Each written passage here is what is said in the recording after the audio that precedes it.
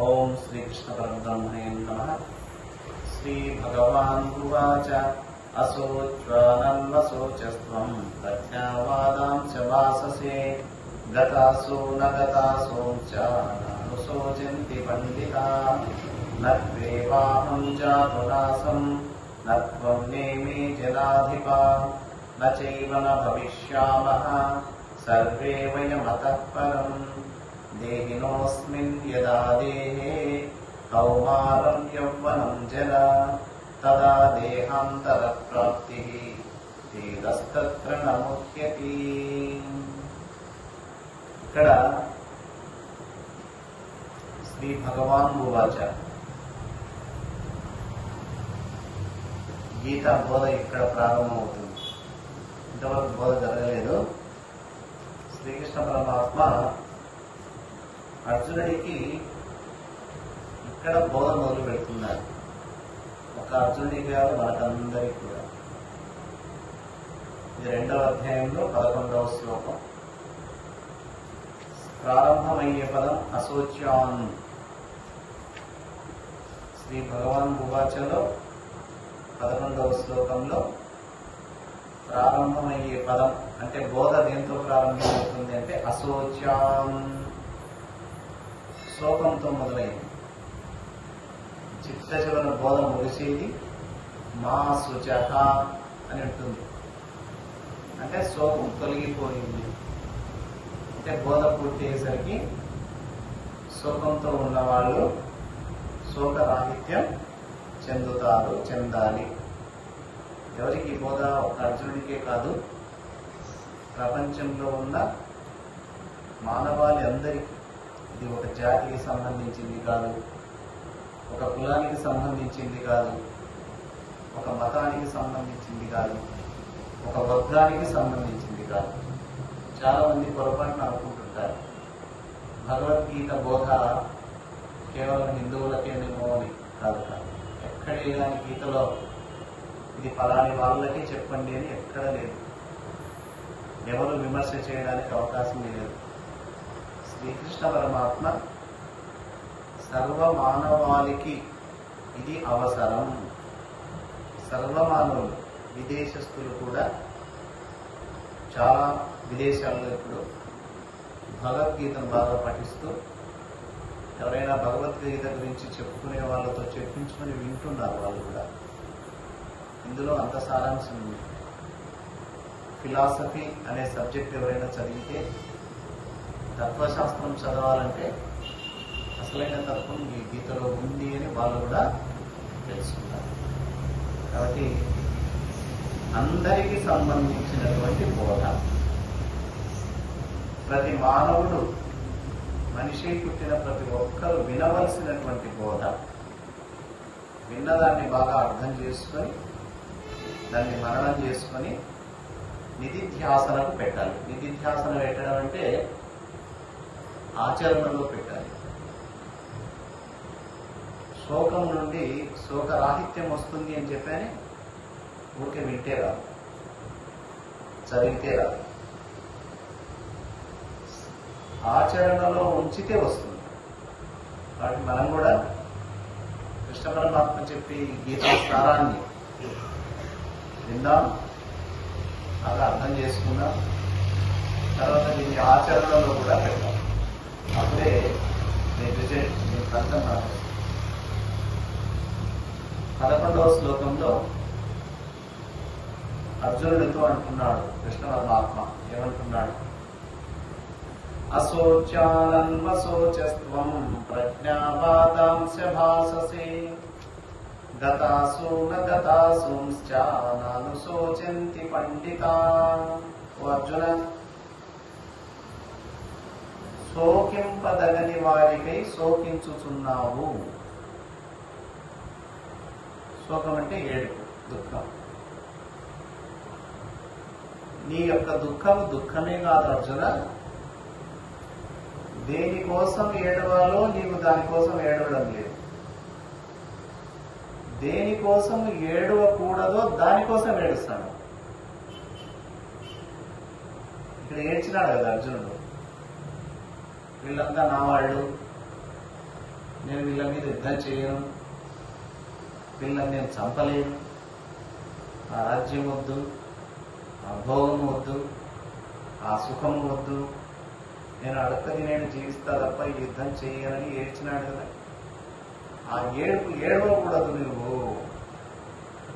వీళ్ళ కోసం, వీళ్ళ మరణం కోసం నీవు ఏడవకూడదు. అంటే దాని అర్థం అర్జునుడి కాదు, మనకు కూడా చెప్తున్నాడు. ఎవరైనా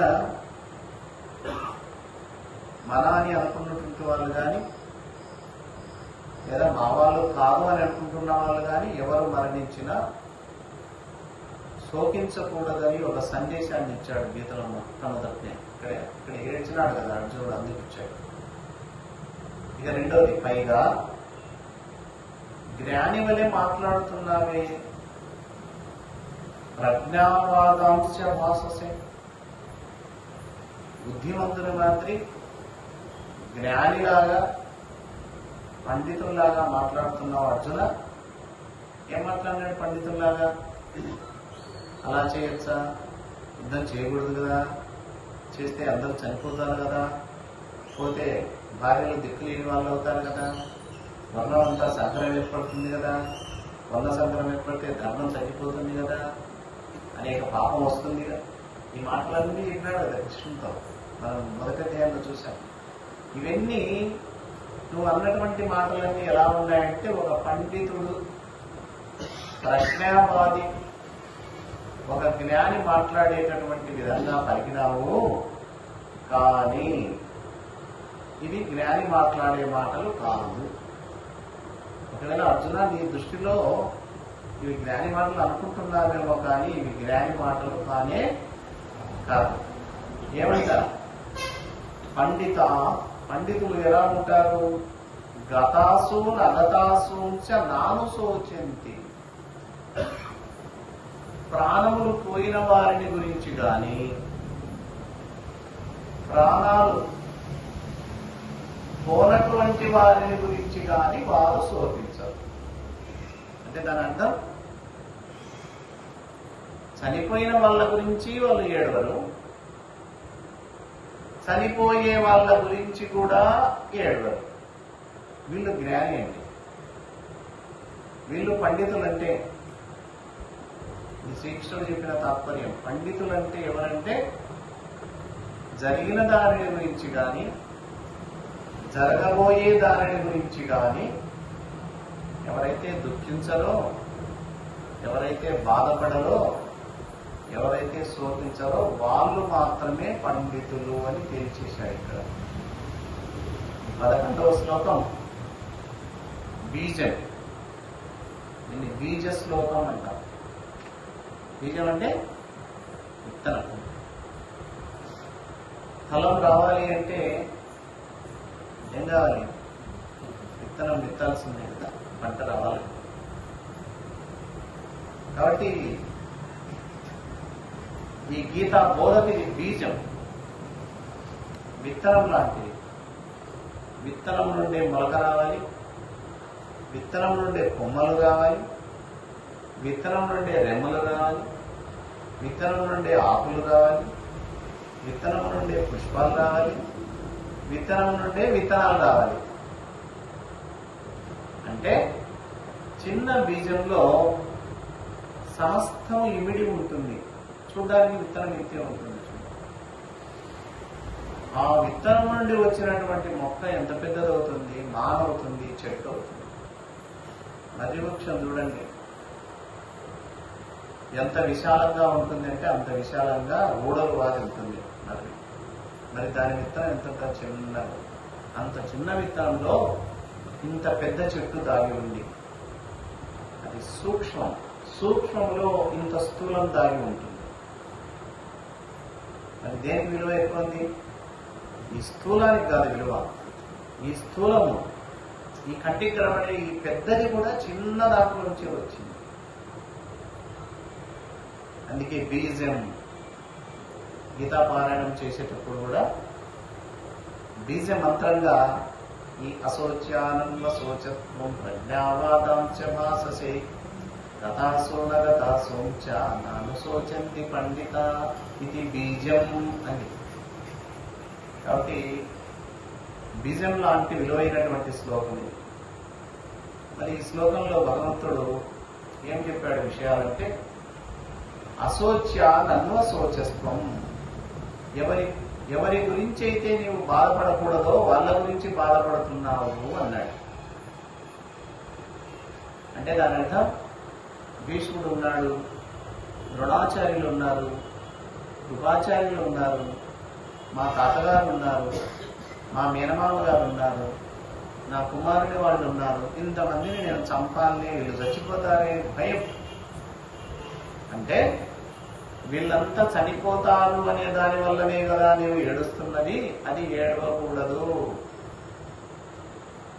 ఒకే మాట చెప్పేశాడు. ఎందుకు ఏడవకూడదు? నువ్వు ఏడిస్తే బతుకుతారా?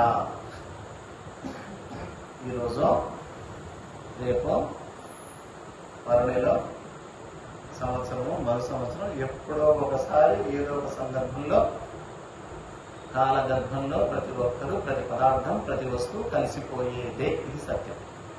ఇది అందరికీ తెలుసు, మనకు కూడా తెలుసు, అందరికీ తెలుసు. పుట్టినవాడు గిట్టక తప్పదు. బయటికి కనపడింది అంటే ఒక వస్తువు ఏదో ఒక రోజు అది కనపడకుండా పోవాల్సిందే. టైం ఒకటి ముందెళ్తుంది, తర్వాత ఇంకోటి వెనక వెళ్తుంది. కాబట్టి యుద్ధంలో నీవు వీళ్ళంతా చచ్చిపోతారని నీవు ఏడుస్తున్నావు కదా,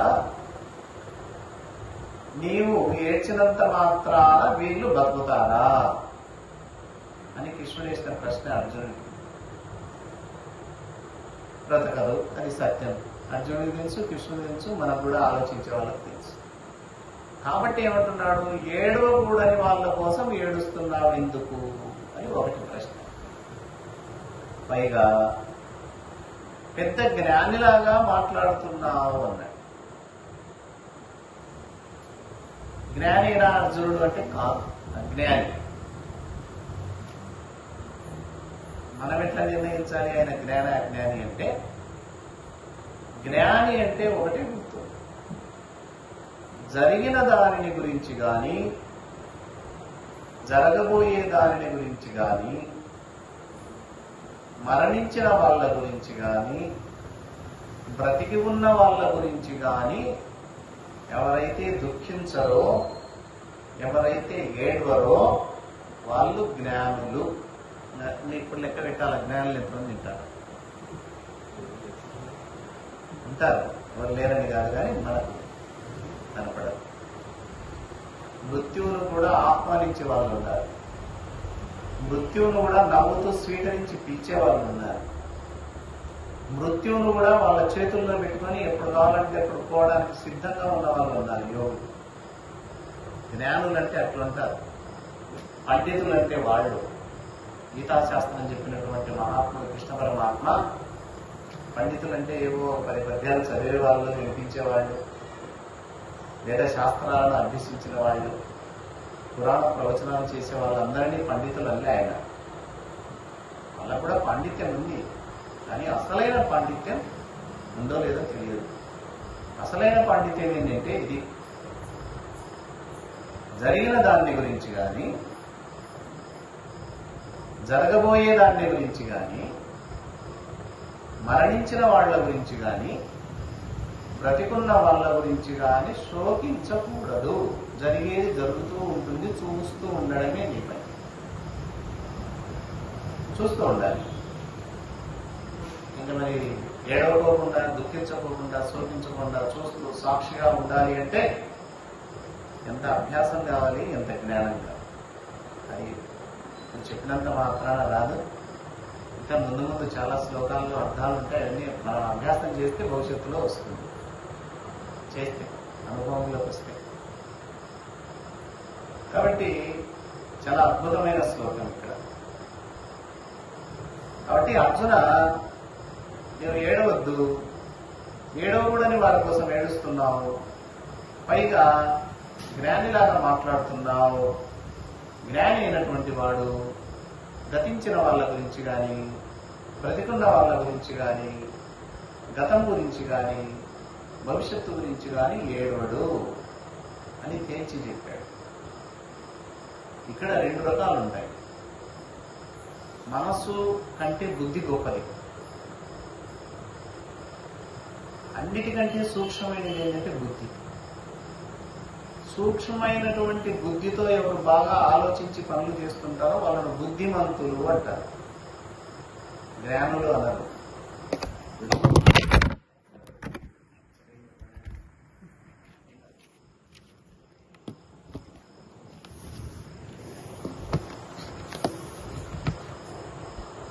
బుద్ధిమంతులు అంటే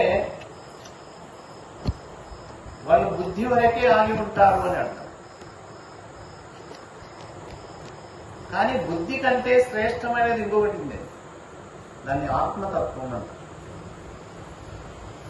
అలాంటి యోగులు, అలాంటి మహర్షులు, అలాంటి సాధకులు ఇంకా కాస్త అభివృద్ధిలోకి వెళ్ళి ఆత్మతత్వంలో ఉంటారు, బుద్ధితత్వంలో కాదు. ఆత్మతత్వం అంటాం. దాన్ని ఏమంటారంటే సూపర్ కాన్షియస్నెస్ ఇంగ్లీష్లో. కేవలం బుద్ధి వరకు పరిమితం అయితే కాన్షియస్నెస్ మంచిదే. బుద్ధి వరకు పరిమితం కావడం కూడా గొప్పదే. మనసు ఇంద్రియాల దాటి, ఇంద్రియాలను జయించి ఆ పైన మనసును జయించి ఆ పైన బుద్ధి వరకు వెళ్తే వాడు శ్రేష్ఠుడే, బుద్ధిమంతుడే. అది కూడా దాటి ఆత్మతత్వంలోకి వెళ్ళిపోతే అక్కడ సత్యం తెలుస్తుంది. ఆయన అనుకున్నది నెరవేరుతుంది. ఆయన చెప్పింది సత్యం. ఆయన మాట వేదవాక్కు. ఎవరి మాట? ఆత్మతత్వంలో ఉండి చెప్పి ఇంకా జరుగుతుంది అంతే.